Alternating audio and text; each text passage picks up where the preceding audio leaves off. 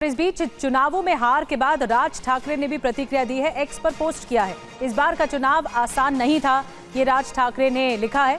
धन शक्ति सत्ता की ताकत के मुकाबले शिव शक्ति की लड़ाई थी, हम हिम्मत हारने वालों में से नहीं हैं, ये राज ठाकरे ने प्रतिक्रिया दी है। और बीएमसी में आखिरी किला ढह गया, राज ठाकरे का दर्द छलका है। दर्द कैसे छलका आपको बताते हैं। इस बार का चुनाव आसान नहीं था, धन शक्ति की शिव शक्ति से लड़ाई थी, हम हिम्मत हारने वालों में से नहीं हैं। हमारी लड़ाई मराठी मानुष, भाषा की मराठी मानुष के साथ मजबूती से खड़े हुए हैं हम, और चुनाव आते जाते रहते हैं। हमारी सांस मराठी है और ये मराठी अस्मिता का सवाल है, ये राज ठाकरे की तरफ से कहा गया है। तो अगले दिन हमारे साथ जयप्रकाश सिंह जुड़ गए, हमारे सहयोगी। जेपी, अगले दिन ये प्रतिक्रियाएं सामने आती हैं, जो पार्टी हारती है, जो नेता हारते हैं, वो अपना दर्द कुछ ऐसे बयां करते हैं कि ये तो सवाल दरअसल मराठी अस्मिता का था। लेकिन लबोलुआब ये है कि धुरंधर के तौर पर पेश किया है देवेंद्र फडणवीस को। आज सुबह से पोस्टर्स भी देखने को मिल रहे हैं इस प्रचंड जीत पर।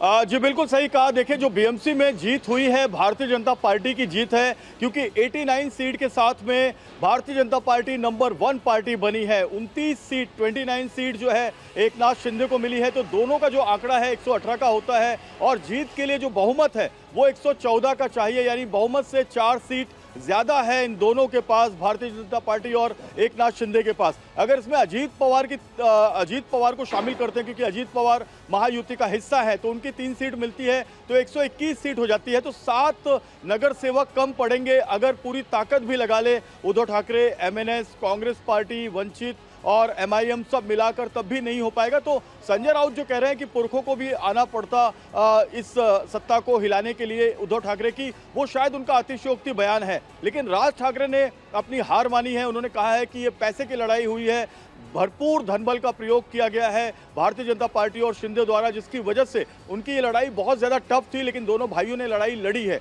अब एक सबसे बड़ा सवाल उठता है कि राज ठाकरे को 6 सीट मिली है, एमआईएम को 8 सीट मिली है, यानी एमआईएम ने राज ठाकरे से बेहतर परफॉर्मेंस मुंबई में किया है। पूरे महाराष्ट्र में एमआईएम को 125 सीट मिली है। तो ऐसे में राज ठाकरे कितने दिन तक और उद्धव ठाकरे के साथ रहते हैं, क्या वो आगे, क्योंकि अब महाराष्ट्र में जो चुनाव है, जिला परिषद के चुनाव हैं, उसमें बहुत ज़्यादा पार्टियों का जो है ग्राम स्तर पर जो है उतना राज ठाकरे और उद्धव ठाकरे का दखल नहीं है। तो यहाँ भी जो बाजी है उनके पक्ष में आती हुई अभी दिखाई नहीं दे रही है। लेकिन भविष्य 3 साल के बाद है। 3 साल के बाद तक अगर ये दोनों भाई पूरे महाराष्ट्र में घूमते हैं, पूरे महाराष्ट्र में रैलियां करते हैं, तो शायद पिक्चर बदल सकता है। लेकिन अभी जो दौर है वो धुरंधर का दौर है, और ये धुरंधर है रविंद्र चौहान, देवेंद्र फडणवीस और एकनाथ शिंदे, क्योंकि इन तीनों ने ही इस पूरी धुरी को पूरे महाराष्ट्र के 29 महानगर पालिकाओं में घुमाया है। बिल्कुल, और बड़ी बात यह है कि धुरंधर बनकर उभरे हैं देवेंद्र फडणवीस, न सिर्फ देवेंद्र फडणवीस बल्कि एकनाथ शिंदे, अजित पवार, और यही एक मिसाल है शायद कि जो ट्रांसफॉर्म हो पाया है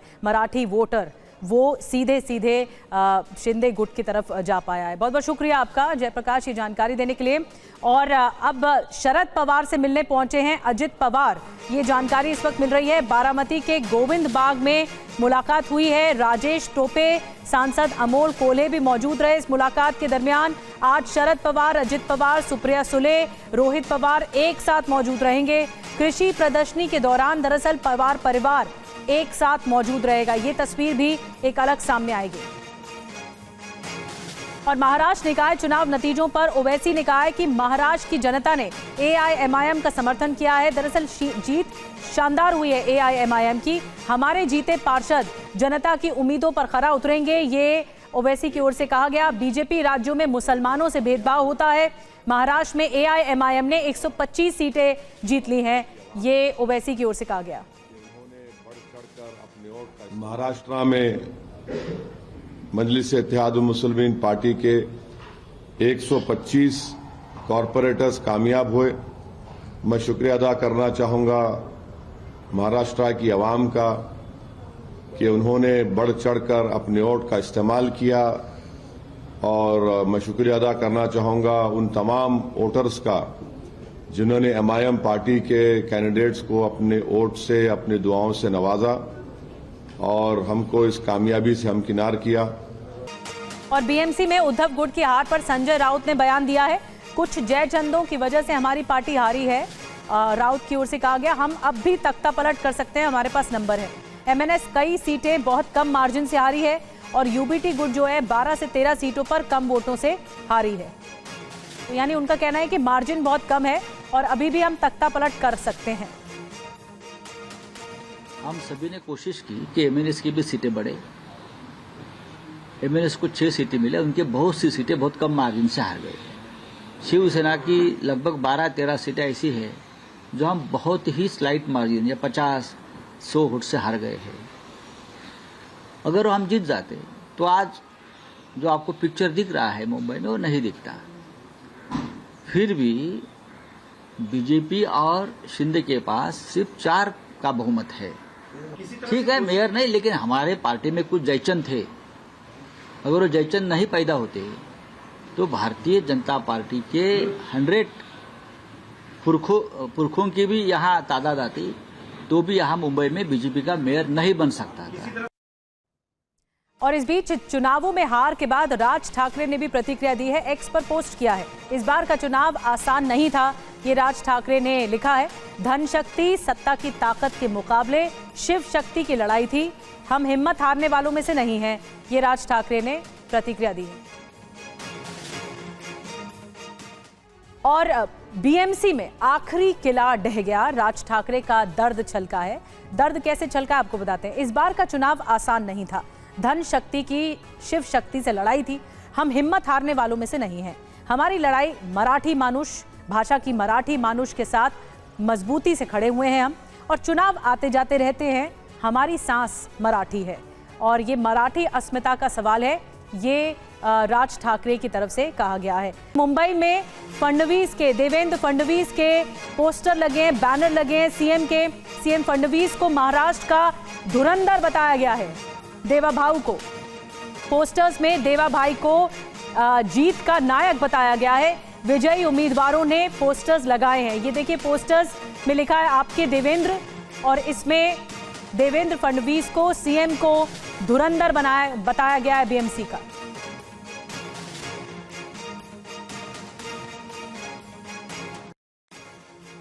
साल बाद महायुति का महापौर बनेगा, यही बहुत बड़ी उपलब्धि है। धन्यवाद मुंबईकर को कि उन्होंने हमारे नेता आदरणीय एकनाथ जी शिंदे और देवेंद्र फडणवीस दोनों को विश्वास जताया, उनमें उनके काम के आधार पे वोट दिया। और एक चीज स्पष्ट है कि 2 ही भाव है हमारे मुंबई में, एक है देवेंद्र भाव, एक है एकनाथ भाव, और दोनों भाई अभी पूरे मुंबई की रक्षा करेंगे। और बीएमसी में उद्धव गुट की हार पर संजय राउत ने बयान दिया है, कुछ जयचंदों की वजह से हमारी पार्टी हारी है। राउत की ओर से कहा गया, हम अब भी तख्ता पलट कर सकते हैं, हमारे पास नंबर है। एमएनएस कई सीटें बहुत कम मार्जिन से हारी है और यूबीटी गुट जो है 12 से 13 सीटों पर कम वोटों से हारी है। तो यानी उनका कहना है कि मार्जिन बहुत कम है और अभी भी हम तख्ता पलट कर सकते हैं। हम सभी ने कोशिश की कि एमएनएस की भी सीटें बढ़े। एमएनएस को 6 सीटें मिले, उनके बहुत सी सीटें बहुत कम मार्जिन से हार गए। शिवसेना की लगभग 12-13 सीटें ऐसी है जो हम बहुत ही स्लाइट मार्जिन या 50-100 वोट से हार गए हैं। अगर हम जीत जाते तो आज जो आपको पिक्चर दिख रहा है मुंबई में वो नहीं दिखता। फिर भी बीजेपी और शिंदे के पास सिर्फ 4 का बहुमत है। ठीक है, मेयर नहीं, लेकिन हमारे पार्टी में कुछ जयचंद थे। अगर वो जयचंद नहीं पैदा होते तो भारतीय जनता पार्टी के 100 पुरखों की भी यहाँ तादाद आती तो भी यहाँ मुंबई में बीजेपी का मेयर नहीं बन सकता था। और इस बीच चुनावों में हार के बाद राज ठाकरे ने भी प्रतिक्रिया दी है, एक्स पर पोस्ट किया है। इस बार का चुनाव आसान नहीं था, ये राज ठाकरे ने लिखा है। धन शक्ति सत्ता की ताकत के मुकाबले शिव शक्ति की लड़ाई थी, हम हिम्मत हारने वालों में से नहीं हैं, ये राज ठाकरे ने प्रतिक्रिया दी है। और बीएमसी में आखिरी किला ढह गया, राज ठाकरे का दर्द छलका है। दर्द कैसे छलका आपको बताते हैं। इस बार का चुनाव आसान नहीं था, धन शक्ति की शिव शक्ति से लड़ाई थी, हम हिम्मत हारने वालों में से नहीं हैं। हमारी लड़ाई मराठी मानुष, भाषा की मराठी मानुष के साथ मजबूती से खड़े हुए हैं हम, और चुनाव आते जाते रहते हैं, हमारी सांस मराठी है। और ये मराठी अस्मिता का सवाल है, ये राज ठाकरे की तरफ से कहा गया है। तो अगले दिन हमारे साथ जयप्रकाश सिंह जुड़ गए, हमारे सहयोगी। जेपी, अगले दिन ये प्रतिक्रियाएं सामने आती हैं, जो पार्टी हारती है, जो नेता हारते हैं, वो अपना दर्द कुछ ऐसे बयां करते हैं कि ये तो सवाल दरअसल मराठी अस्मिता का था। लेकिन लबोलुआब ये है कि धुरंधर के तौर पर पेश किया है देवेंद्र फडणवीस को। आज सुबह से पोस्टर्स भी देखने को मिल रहे हैं इस प्रचंड जीत पर।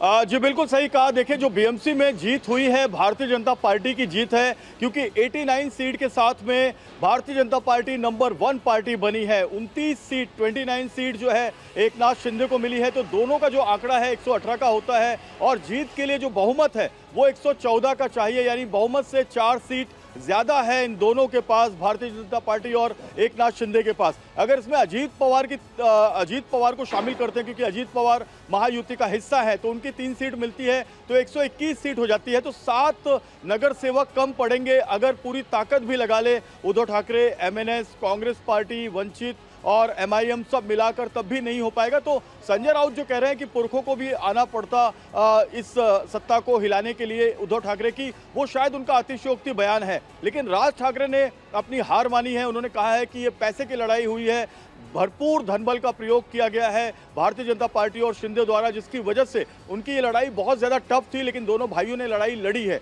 अब एक सबसे बड़ा सवाल उठता है कि राज ठाकरे को 6 सीट मिली है, एमआईएम को 8 सीट मिली है, यानी एमआईएम ने राज ठाकरे से बेहतर परफॉर्मेंस मुंबई में किया है। पूरे महाराष्ट्र में एमआईएम को 125 सीट मिली है। तो ऐसे में राज ठाकरे कितने दिन तक और उद्धव ठाकरे के साथ रहते हैं, क्या वो आगे, क्योंकि अब महाराष्ट्र में जो चुनाव है, जिला परिषद के चुनाव हैं, उसमें बहुत ज्यादा पार्टियों का जो है ग्राम स्तर पर जो है उतना राज ठाकरे और उद्धव ठाकरे का दखल नहीं है। तो यहाँ भी जो बाजी है उनके पक्ष में आती हुई अभी दिखाई नहीं दे रही है। लेकिन भविष्य 3 साल के बाद है। 3 साल के बाद तक अगर ये दोनों भाई पूरे महाराष्ट्र में घूमते हैं, पूरे महाराष्ट्र में रैलियां करते हैं, तो शायद पिक्चर बदल सकता है। लेकिन अभी जो दौर है वो धुरंधर का दौर है, और ये धुरंधर है रविंद्र चौहान, देवेंद्र फडणवीस और एकनाथ शिंदे, क्योंकि इन तीनों ने ही इस पूरी धुरी को पूरे महाराष्ट्र की 29 महानगर पालिकाओं में घुमाया है। बिल्कुल, और बड़ी बात यह है कि धुरंधर बनकर उभरे हैं देवेंद्र फडणवीस, न सिर्फ देवेंद्र फडणवीस बल्कि एकनाथ शिंदे, अजित पवार, और यही एक मिसाल है शायद कि जो ट्रांसफॉर्म हो पाया है मराठी वोटर, वो सीधे शिंदे गुट की तरफ जा पाया है। बहुत बहुत शुक्रिया आपका जयप्रकाश, ये जानकारी देने के लिए। और अब शरद पवार से मिलने पहुंचे हैं अजित पवार, ये जानकारी इस वक्त मिल रही है। बारामती के गोविंद बाग में मुलाकात हुई है। राजेश टोपे, सांसद अमोल कोल्हे भी मौजूद रहे इस मुलाकात के दरमियान। आज शरद पवार, अजित पवार, सुप्रिया सुले, रोहित पवार एक साथ मौजूद रहेंगे। कृषि प्रदर्शनी के दौरान दरअसल पवार परिवार एक साथ मौजूद रहेगा, ये तस्वीर भी एक अलग सामने आएगी। और महाराष्ट्र निकाय चुनाव नतीजों पर ओवैसी ने कहा है कि महाराष्ट्र की जनता ने एआईएमआईएम का समर्थन किया है। दरअसल जीत शानदार हुई है एआईएमआईएम की। हमारे जीते पार्षद जनता की उम्मीदों पर खरा उतरेंगे, ये ओवैसी की ओर से कहा गया। बीजेपी राज्यों में मुसलमानों से भेदभाव होता है। महाराष्ट्र में एआईएमआईएम ने 125 सीटें जीत ली हैं, ये ओवैसी की ओर से कहा गया। महाराष्ट्र में मजलिस-ए-इत्तेहादुल मुस्लिमीन पार्टी के 125 कॉरपोरेटर्स कामयाब हुए। मैं शुक्रिया अदा करना चाहूंगा महाराष्ट्र की आवाम का कि उन्होंने बढ़ चढ़कर अपने वोट का इस्तेमाल किया, और मैं शुक्रिया अदा करना चाहूंगा उन तमाम वोटर्स का जिन्होंने एमआईएम पार्टी के कैंडिडेट्स को अपने वोट से, अपनी दुआओं से नवाजा और हमको इस कामयाबी से हमकिनार किया। और बीएमसी में उद्धव गुट की हार पर संजय राउत ने बयान दिया है। कुछ जय चंदों की वजह से हमारी पार्टी हारी है, राउत की ओर से कहा गया। हम अब भी तख्ता पलट कर सकते हैं, हमारे पास नंबर है। एमएनएस कई सीटें बहुत कम मार्जिन से हारी है, और यूबीटी गुट जो है 12 से 13 सीटों पर कम वोटों से हारी है। तो यानी उनका कहना है कि मार्जिन बहुत कम है और अभी भी हम तख्ता पलट कर सकते हैं।